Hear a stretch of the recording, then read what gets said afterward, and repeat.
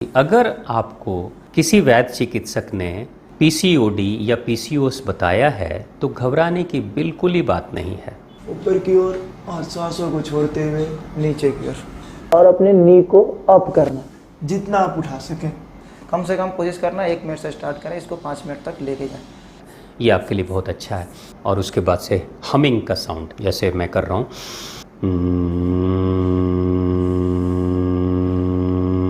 बिना किसी मतलब के लफड़े में नहीं फंसना है, लोगों की बातों को अपने दिल में नहीं बिठा लेना है। चिंगारी कोई और लगाता है, जलने आप लगते हो, ये नहीं करना है।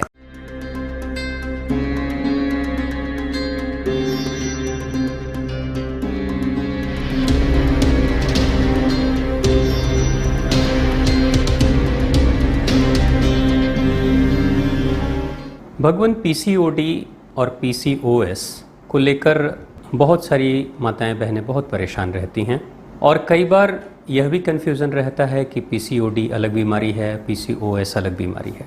एक साधारण लेमैन लैंग्वेज में अगर समझें तो पीसीओडी का फुल फॉर्म होता है पॉलीसिस्टिक ओवरी डिसऑर्डर और पीसीओएस का फुल फॉर्म होता है पॉलीसिस्टिक ओवरी सिंड्रोम। तो यहाँ जो भेद है दोनों में, बस एक में सिंड्रोम है और दूसरे में डिसऑर्डर है। डिसऑर्डर का मतलब होता है कोई भी गड़बड़ी और सिंड्रोम का अर्थ होता है किसी भी छोटी सी गड़बड़ी को नज़रअंदाज करने के बाद उसके जो साइड इफ़ेक्ट्स दिखने शुरू हो जाते हैं, जिसके कारण से सामूहिक रूप से अनेक समस्याएं आनी शुरू हो जाती हैं, उसी समूह को सिंड्रोम कहते हैं। उन लक्षणों को सामूहिक रूप से सिंड्रोम कहते हैं।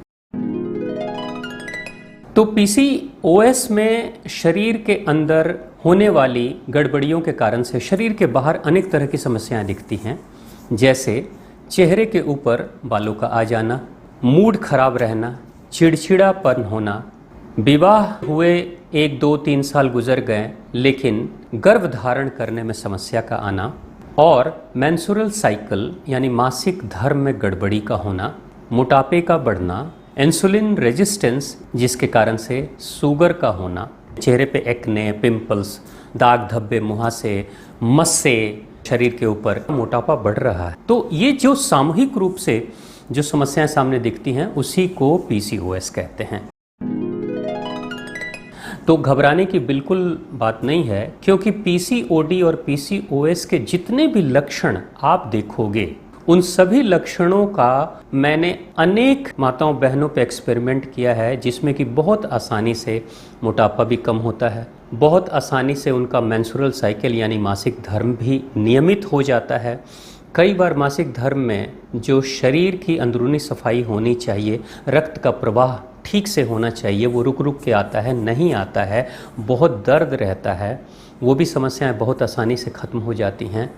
और हार्मोनल इम्बैलेंस, कभी भी शरीर के अंदर जब गड़बड़ी होती है तभी हार्मोन में गड़बड़ियाँ आती है, यानी कि जब शरीर अंदरूनी रूप से अगर शुद्ध रहे, स्वच्छ रहे, साफ रहे तो कोई गड़बड़ी नहीं आती है। रही दूसरी बात महत्वपूर्ण कि मूड का खराब रहना, आपका मन चिड़चिड़ापन जैसा महसूस करे हमेशा, आपको किसी चीज़ में खुशी न मिले या फिर दुख जैसा लगे, तो ये सब कुछ जो होता है वो कहीं ना कहीं आपके पेट से उसका गहरा संबंध होता है। और मैं बार बार कहता हूँ कि पेट ठीक तो दिमाग ठीक।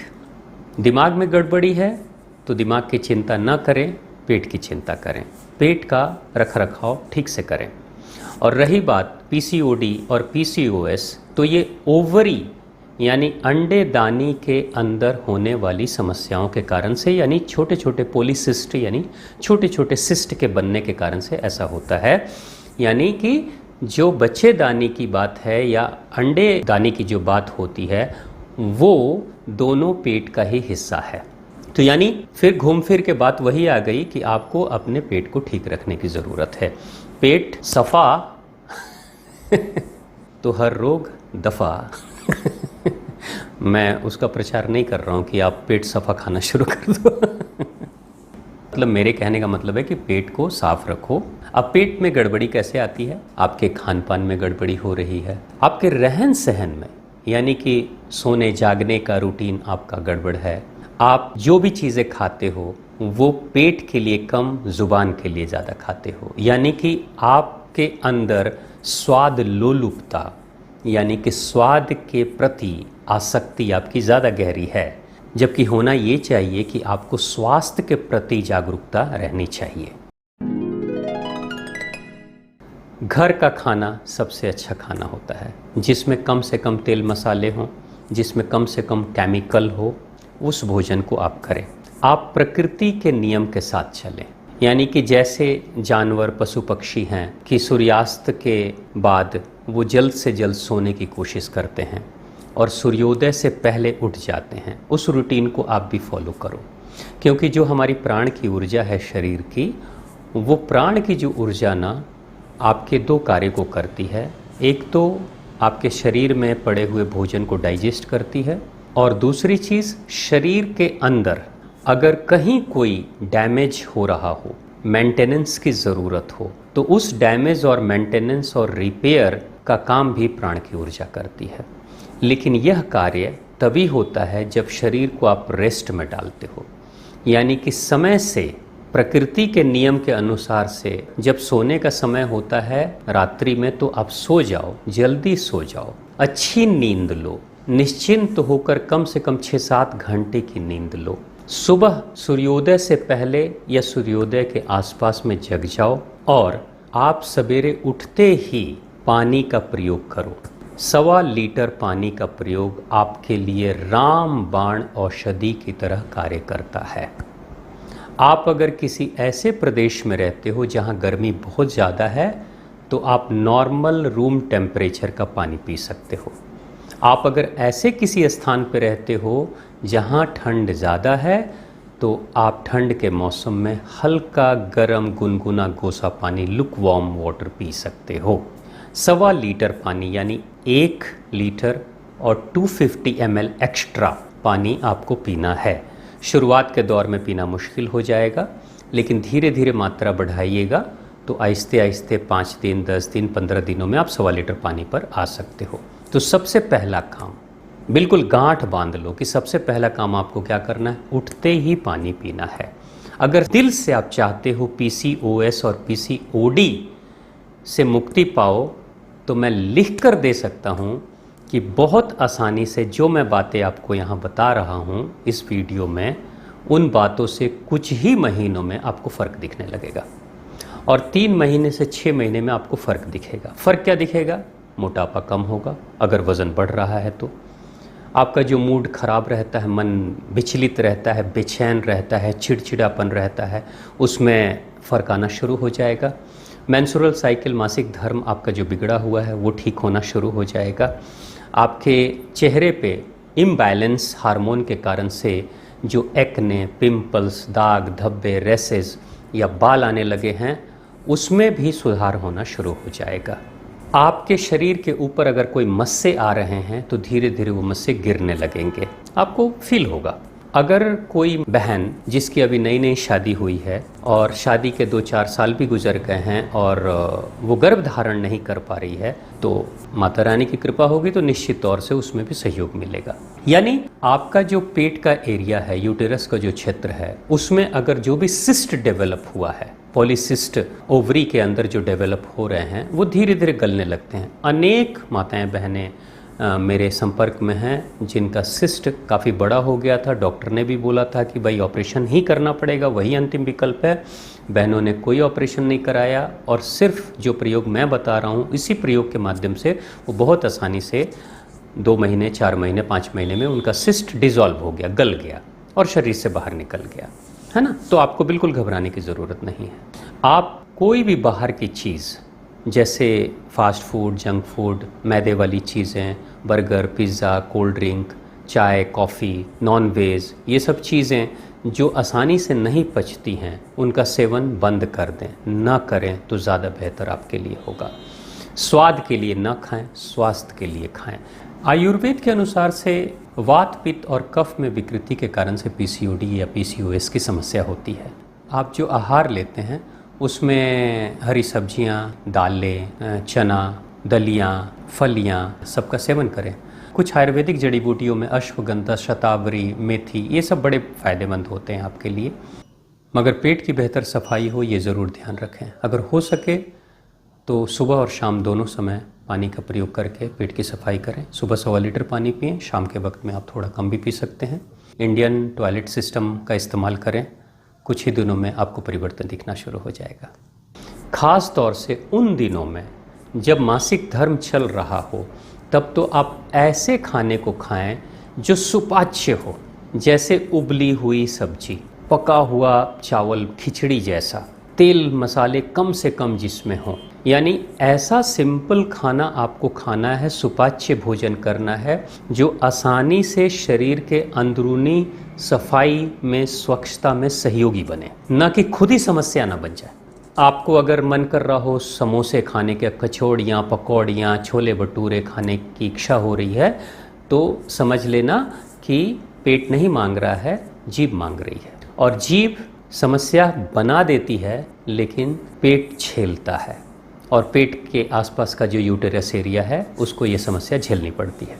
दूसरी चीज़, कुछ योग प्राणायाम करना, जैसे आप भुजंग आसन कर सकते हो, सेतुबंद आसन कर सकते हो। अभी मैं भुजंगासन आप लोगों को सिखाने जा रहा हूँ, जिसके लिए आप पेट के बल लेट जाएंगे और दोनों हाथ को चेस्ट के बगल में रखेंगे, अपने फिंगर को क्लोज रखेंगे और ध्यान रखेंगे जब भी ऊपर की ओर जाएंगे, इनहेल करते हुए ऊपर जाएंगे और एक्सहेल करते हुए नीचे, सांसों को लेते हुए ऊपर की ओर और सांसों को छोड़ते हुए नीचे की ओर।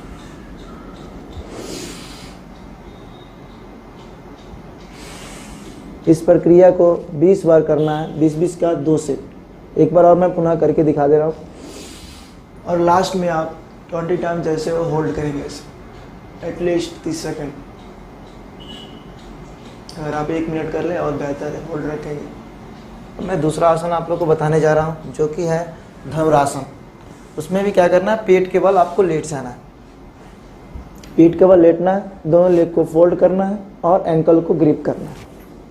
पीले एंकल को ग्रिप कर लेंगे, इनहेल करते हुए। बहुत सारे लोगों को नी नहीं उठेगा, तो कोशिश करना है जितना आपसे उठ सके उतना उठाएंगे। इनहेल करते हुए अपने हेड को, चीन को और अपने चेस्ट को और अपने नी को अप करना, जितना आप उठा सकें, और होल्ड करेंगे 10 सेकेंड।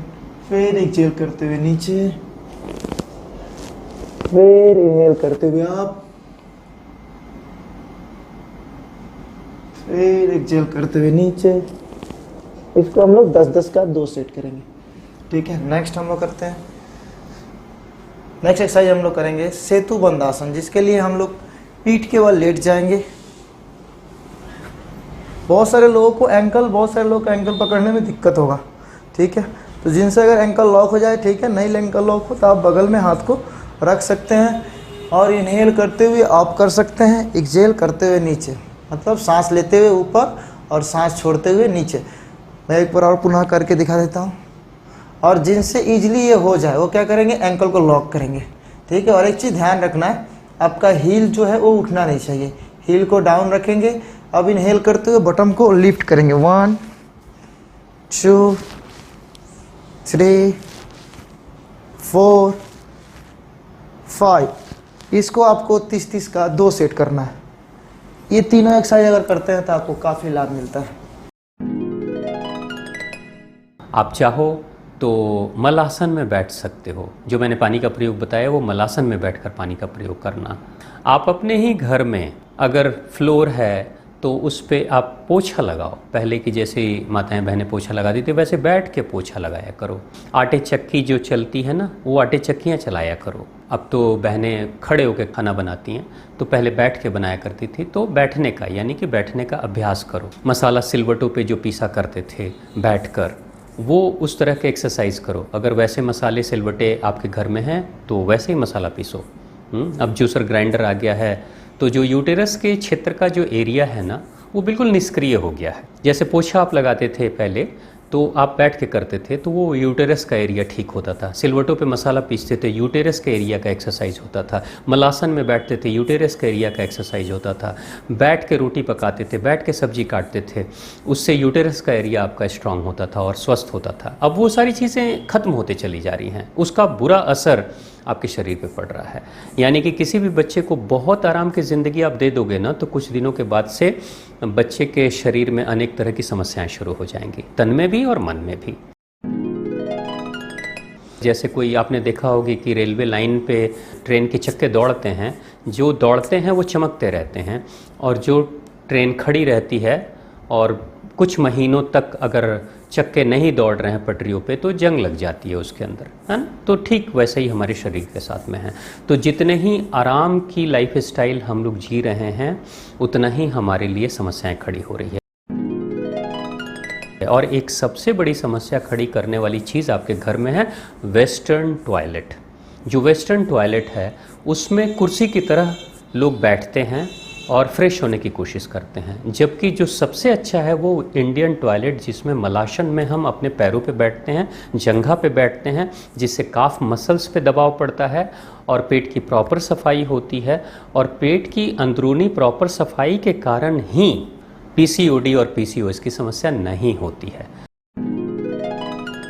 तो अंदरूनी सफाई को बेहतर करने के लिए जिन जिन चीज़ों की ज़रूरत है, जैसे साग सब्जियों को खाना, सलाद खाना, जूस पीना, ये सारी चीज़ें आप ज़रूर करना। आप 8 वॉक, अंग्रेज़ी वाली जो 8 की आकृति होती है, उसमें आप टहलना शुरू कर दो। कम से कम 15 से 20 मिनट आप रोज़ टहलो, ये आपके लिए बहुत फ़ायदेमंद होगा। और आप अगर हो सके तो रोज़ अपने आप को खुश रखने के लिए हंसने का भी अभ्यास करो, है ना। लाफिंग थेरेपी जिसको कहते हैं ना, हंसो, ज़ोर ज़ोर से हंसो ताकि खुश रहो। आपका मन जितना ही दुखी रहता है, उतना ही शरीर के अंदरूनी गतिविधियां होती हैं, ऊर्जा का प्रवाह होता है, वो कम हो जाता है। यानी कि दुखी इंसान का जो खाना होता है वो बहुत धीरे धीरे पचता है, और जो इंसान खुश रहता है उसकी पाचन क्रिया अच्छी होती है। तो पीसीओडी में, पीसीओएस में पाचन क्रिया भी डिस्टर्ब हो जाती है। ध्यान करो, थोड़ी देर ध्यान करो, बैठो। अब ध्यान, कई बार लोगों का ध्यान लगता नहीं है, कहते हैं मेरा ध्यान तो लगता नहीं, फिर ध्यान कैसे करें। अब बैठो। मैं तो बस यही कहता हूँ कि शुरुआत में आप निर्धारित कर लो 10 मिनट बैठना है, 15 मिनट बैठना है, 15 मिनट बैठना है। न हाथ को हिलाओ, न पैरों को हिलाओ, न सर को हिलाओ, न आँख खोलो, सीधा स्ट्रेट होकर बैठ जाओ। अगर ज़मीन पर बैठ सकते हो तो बैठो, बिस्तर पे बैठ सकते हो बैठो, चेयर पे बैठ सकते हो बैठो, आप पालथी मारकर बैठ सकते हो बैठो, सुखासन में बैठना है बैठो, कहीं भी बैठो। निश्चित कर लो समय 15 मिनट, 10 मिनट, ये शुरुआती दौर की मैं बात बता रहा हूँ। और हो सके तो एक अलार्म लगा लो अपने मोबाइल में, और जब अलार्म जब तक ना बचे तब तक आंखें मत खोलना। उससे क्या होगा कि शुरुआत में तो आप ज़ोर ज़बरदस्ती करके आप अपने तन को बिठाओगे, लेकिन कुछ दिनों के बाद मन के अंदर जो उठने वाले बवंडर हैं विचारों के, वो धीरे धीरे कम होने शुरू हो जाएंगे। तो विचारों से ही तो सारी समस्या है। ये सारा जो मकड़ जाल बंधा हुआ है, जिस मकड़ जाल में हम गुथे हुए हैं, उलझे हुए हैं, फंसे हुए हैं, निकल ही नहीं पा रहे हैं, वो सब विचार हैं। हमारी ज़िंदगी ही अपने आप में विचार है। जो भी जीवन हम जी रहे हैं वो विचारों का ही भंवर जाल चारों तरफ से है। अपने विचारों को शांत करने के लिए कुछ देर ध्यान करने का अभ्यास करो। आप चाहो तो अगर दिन में समय न मिले तो रात्रि में सोने से पहले बिस्तर पे जब चले जाओ, लाइट ऑफ कर दो, अंधेरे में बिस्तर पर बैठ जाओ, थोड़ी देर ध्यान करो, और ध्यान करने के बाद से 10 मिनट, 15 मिनट, आधे घंटे, धीरे धीरे आप ड्यूरेशन है वो बढ़ा लेना। और अगर आपकी उम्र मान लो कि 25 साल की है तो कम से कम 25 मिनट का ध्यान, 35 साल की 35 मिनट ध्यान, 40 साल 40 मिनट ध्यान, 50 साल 50 मिनट ध्यान। ऐसा आप करोगे तो धीरे धीरे आपको लगेगा कि काफ़ी कुछ फ़र्क पड़ रहा है। ध्यान करने से मन आपका शांत हो जाएगा। आप प्राणायाम में कपालभाति प्राणायाम, भस्त्रिका प्राणायाम, अभी मैं आप लोगों को भस्त्रिका प्राणायाम सिखाने जा रहा हूँ। इसमें अपने फिंगर को ग्रिप करेंगे, ऐसे पीछे की ओर ले जाएंगे, स्पाइन को स्ट्रेट रखेंगे और सांस लेते हुए ऊपर और सांस छोड़ते हुए नीचे। इस प्रक्रिया को कम से कम 50-50 का 2 रिपीटेशन करना है। मैं आपको करके दिखा रहा हूँ। इनहेल करते हुए ऊपर और एक्सहेल करते हुए नीचे। कैसे मैं करता हूँ एक बार ध्यान से आप लोग देखिएगा।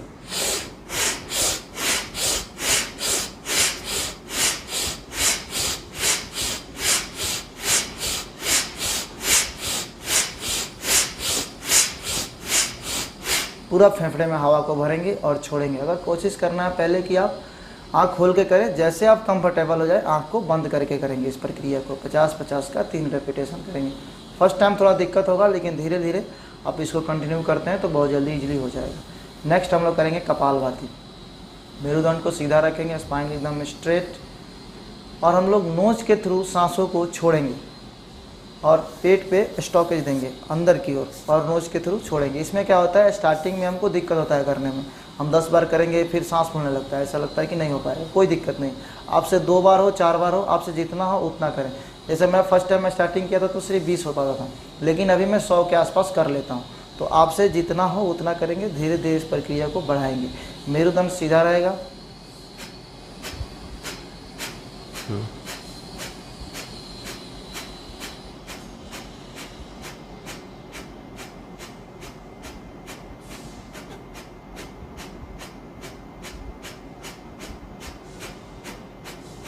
इस प्रक्रिया को 50-50 का 2 रिपीटेशन करना है। और एक चीज़ ध्यान रखना है कि सिर्फ मूवमेंट पेट में होना चाहिए, अपर बॉडी में मूवमेंट नहीं होगा। थोड़ा सा हिलता है नो डाउट, बट कोशिश करना है ज़्यादा से ज़्यादा पेट में मूवमेंट हो।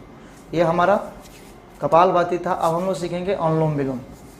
उसमें क्या करना है, लेफ्ट नोज से सांस लेना है और राइट से छोड़ना है, राइट से लेना है और लेफ्ट से छोड़ना है। और ध्यान रहे सांस को लंबा लेना है। हम लोग क्या करते हैं, लिए फटाक से छोड़े, फटाक से लिए फटाक से छोड़े, ये गलती नहीं करनी है हमें। तो दोनों हाथ को मिडिल और इंडेक्स फिंगर को हम सेंटर में रखेंगे फोरहेड पे, और लेफ्ट नोज से सांस लिए हाथ को ज्ञान मुद्रा में रखें। पूरा इनहेल करेंगे लेफ्ट साइड से,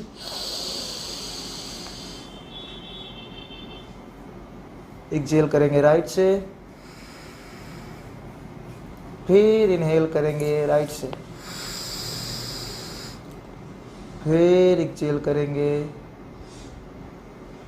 लेफ्ट से, फिर इनहेल करेंगे लेफ्ट से,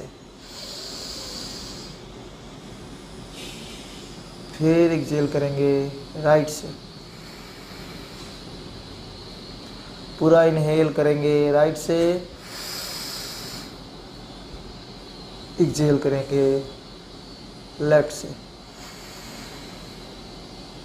ध्यान रहे जिसे छोड़ेंगे सांस को उसी से लेंगे, और जितना लंबा लेंगे उतना आपके लिए बेनिफिट करेगा। चीज़ लेफ्ट से लिए राइट से छोड़ेंगे, फिर राइट से लिए और लेफ्ट से छोड़ेंगे। काफ़ी सारे लोग जिससे लेते हैं उसी से छोड़ते हैं, फिर उसी से लेते हैं फिर उसी से छोड़ते हैं। नहीं, जिसे लेंगे उसके अपोजिट से छोड़ेंगे, फिर जिसे लिए उसके अपोजिट साइड छोड़ेंगे। ठीक है, इस प्रक्रिया को आपको 20-20 का 2 बार करना है। धीरे धीरे आप इसको बढ़ा सकते हैं, 2 मिनट 4 मिनट 5 मिनट, जैसे जितना ज़्यादा आप करेंगे उतना आपके लिए बेनिफिशियल होगा। कम से कम कोशिश करना 1 मिनट से स्टार्ट करें, इसको 5 मिनट तक लेके जाएं। ये आपके लिए बहुत अच्छा है। आप उज्जयी प्राणायाम करो। थायराइड ग्लैंड, पीसीओडी, पीसीओएस के लोगों को अक्सर थायराइड की भी समस्या हो जाती है, तो थायराइड को ठीक करने के लिए उज्जयी प्राणायाम आप करो, कम से कम 15 से 20 बार करो। मेरे वीडियो हैं जिसमें कि उज्जयी प्राणायाम मैंने करके दिखाया हुआ है, तो आप करके एक बार देख लेना। आप भ्रामरी प्राणायाम करो। भ्रामरी प्राणायाम में आँखों को बंद करते हैं, दोनों कानों को बंद करते हैं, और उसके बाद से हमिंग का साउंड, यानी कि भंवरे की तरह साउंड अपने मस्तिष्क में करते हैं, हमिंग, जैसे मैं कर रहा हूँ। सांस ले लिया,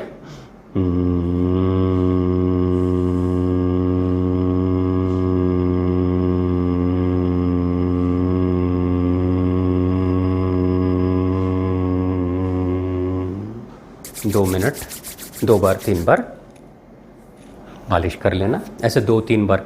ये जो हमिंग साउंड आपने किया ना, ये पूरे के पूरे गर्दन से लेके सर तक में, इन सब के अंदर एक अद्भुत वाइब्रेशन पैदा भ्रामरी प्राणायाम करता है, और साइनस वगैरह भी ठीक होना शुरू हो जाता है। आपके मन में अद्भुत शांति आनी शुरू हो जाती है, और आपको महसूस होता है कि कुछ अच्छा फील मैं कर रहा हूँ, और मन के विचार बड़े आसानी से हट जाते हैं। तो ये भ्रामरी प्राणायाम भी आप जरूर करना। 2 मिनट की ताली, आपके पूरे शरीर में ऊर्जा को दौड़ाने के लिए 2 मिनट की ताली। आपके शरीर में कहीं नसों में ब्लॉकेज है, कहीं ब्लड का फ्लो प्रॉपर नहीं है, आपके शरीर के किसी भी कोने में अगर कहीं शक्ति की कमी है, कहीं जोड़ों में दर्द है, कहीं कमर में दर्द है, वो धीरे धीरे 2 मिनट की ताली ठीक कर देती है। एक बात जो पीसीओडी और पीसीओएस में कहते हैं कि अनुवांशिक बीमारी है, यानी कुछ हद तक जैसे माँ को अगर है तो बेटी को भी ये बीमारी हो जाएगी। बेसिकली अनुवांशिक लक्षण होते हैं। माँ जिन आदतों को, माँ जिस लाइफ स्टाइल को, माँ जिस खाने को खा रही है, वैसे ही संस्कार बेटी के अंदर भी आता है और उसका भी टेस्ट वैसे ही डेवलप होता है। अगर माँ को बहुत तेल मसाले पसंद हैं तो स्वतः बेटी को भी तेल मसाले वाली चीज़ें बहुत पसंद आएंगी, तो बेटी भी वही खाना खाएगी। तो जिस लाइफ स्टाइल को माँ जी रही है उसी लाइफ स्टाइल को बेटी भी जिएगी, तो जो समस्याएं, जो बीमारी माँ को होगी वही समस्या, वही बीमारी बेटी को भी हो जाएगी। तो ये स्वाभाविक है। इसलिए हम ये नहीं कहते हैं कि बीमारी अनुवांशिक है, लक्षण अनुवांशिक है। तो लक्षणों को बदलने की कोशिश करें। अगर किसी का मोटापा बढ़ रहा है तो मोटापा का मतलब होता है कि खाना तो खा रहे हैं, ठीक से पच नहीं रहा है, कोलेस्ट्रॉल में कन्वर्ट हो रहा है और पेट के आसपास के हिस्से में वो सारा कोलेस्ट्रॉल चर्बी जमा होते चला जा रहा है। तो 1.25 लीटर पानी का जो प्रयोग है, आप अगर जल्दी मोटापा ठीक करना है तो गर्म पानी आप पियो। आप देखोगे कि बहुत आसानी से धीरे धीरे वज़न कम होना शुरू हो जाता है। और मैंने सैकड़ों लोगों के ऊपर ये प्रयोग किया है और मैं टाइम टेस्टेड बात बता रहा हूँ, मैं ऐसे ही बातें नहीं कर रहा हूँ। ये निश्चित तौर से आप खुद करके देखोगे तो 1 से 2 महीने के अंदर आपको फ़र्क दिखना शुरू हो जाएगा। अब इंसुलिन रेजिस्टेंस की जो बात करते हैं कि इंसुलिन प्रॉपर तरीके से नहीं फंक्शन करता है, जिसके कारण से शुगर की भी समस्या होती है।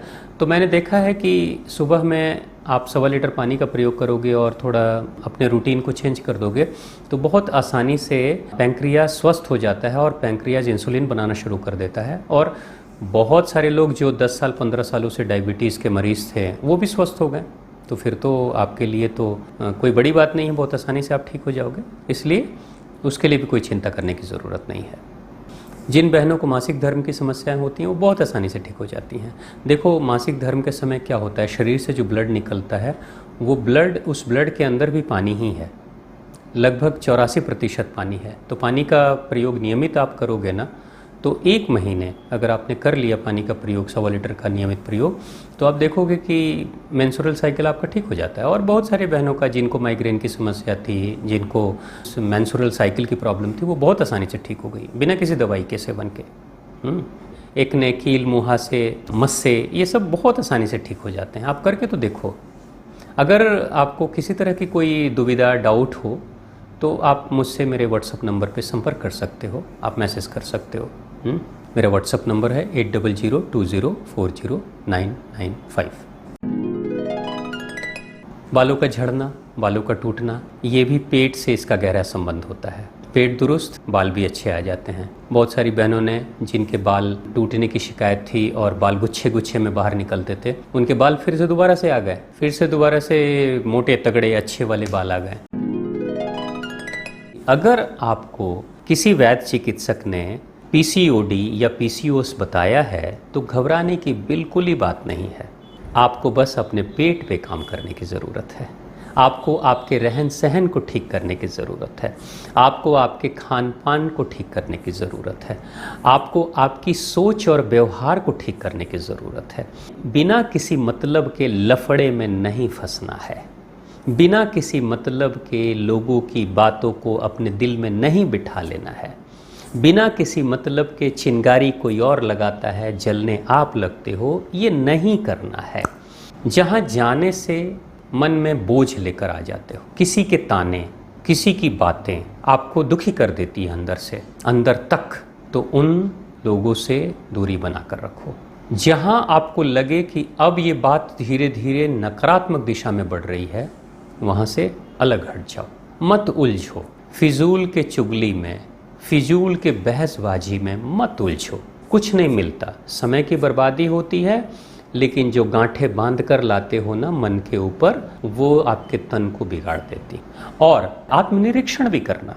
कहीं आपको लगता है कि आपसे भी कोई गलती हो रही है तो उस गलती को सुधारो।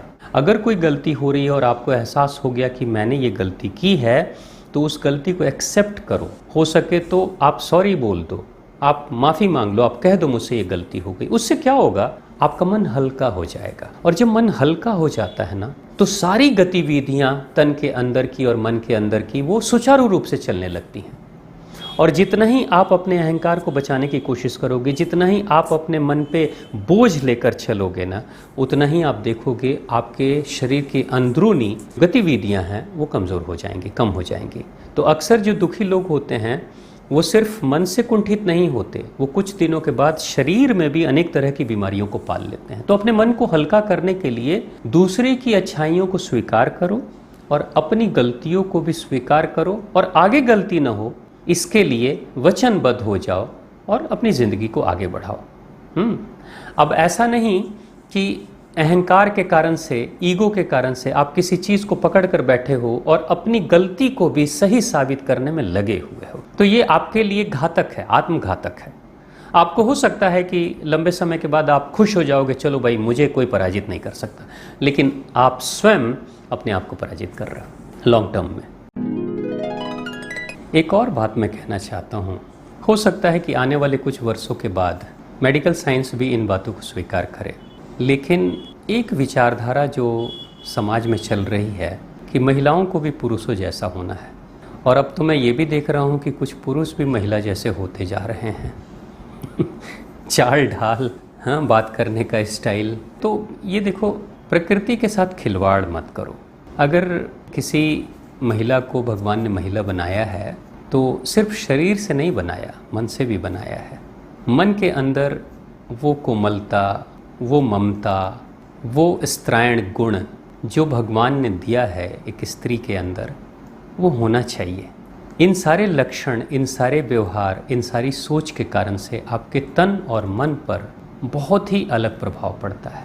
एक स्त्री जो अपने स्त्रायण गुणों को खोते जा रही है और वो चाहती है कि वो पुरुषों जैसी बन जाए, उसके अंदर मर्दों जैसे गुण आ जाएं, उसकी बातचीत करने की जो शैली है वो पुरुषों जैसी हो जाए। अब तो बहनों को भी देखता हूँ, वो शराब पीने लगी है, वो सिगरेट पीने लगी है। मैं कई बहनों को कहता हूँ कि आप मत पिया करो ये सब शराब वगैरह, तो नहीं, वो तो हम बियर पीते हैं, सॉफ्ट बियर पीते हैं, वोदका पीते हैं। तो ऐसे समझाती हैं, ऐसे बात करती हैं, बताती हैं जैसे कि वो अमृत पी रही हैं। देखो, सिंपल सी चीज़ है, आप चाय पियो, कॉफ़ी पियो, आप बर्गर पिज़्ज़ा खाओ, आप कोल्ड ड्रिंक पियो, आप शराब पियो, आप बियर पियो, कुछ भी पियोगे ना, ये एसिडिक नेचर का होता है।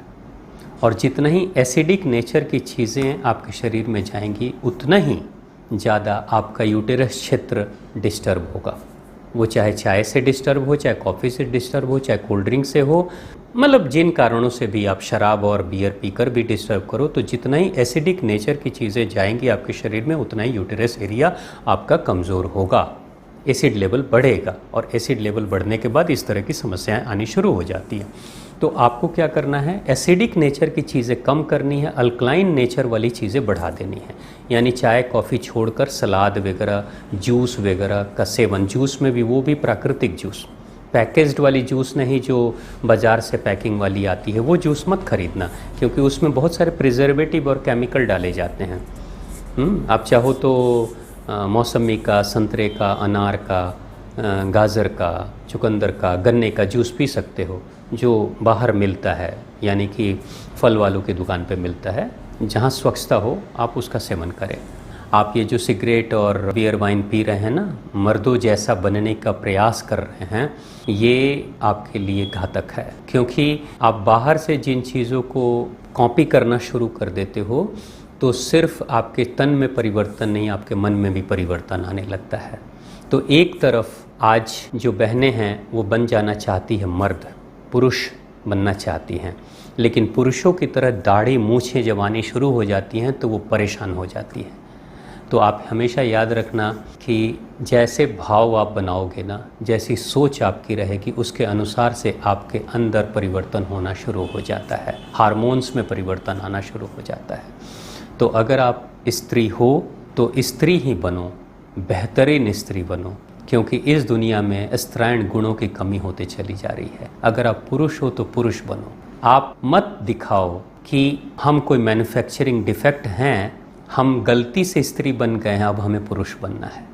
और पुरुषों को भी कहूँगा कि मत दिखाओ कि आप भी कोई मैन्युफैक्चरिंग डिफेक्ट हो, कि आप लड़के बन गए, भगवान ने गलती कर दी लड़का बनाकर, तो अब आपको स्त्री बनना है। जो हम हैं हम उसी को बेहतर बनाने की कोशिश करें, तो हमारी ज़िंदगी ज़्यादा बेहतर सफल हो जाएगी। तो हर वो सोच, हर विचारधारा, हर बातें, हर फीलिंग कहीं ना कहीं हमारे अंदर मेल हार्मोन या फीमेल हार्मोन को बढ़ाते हैं।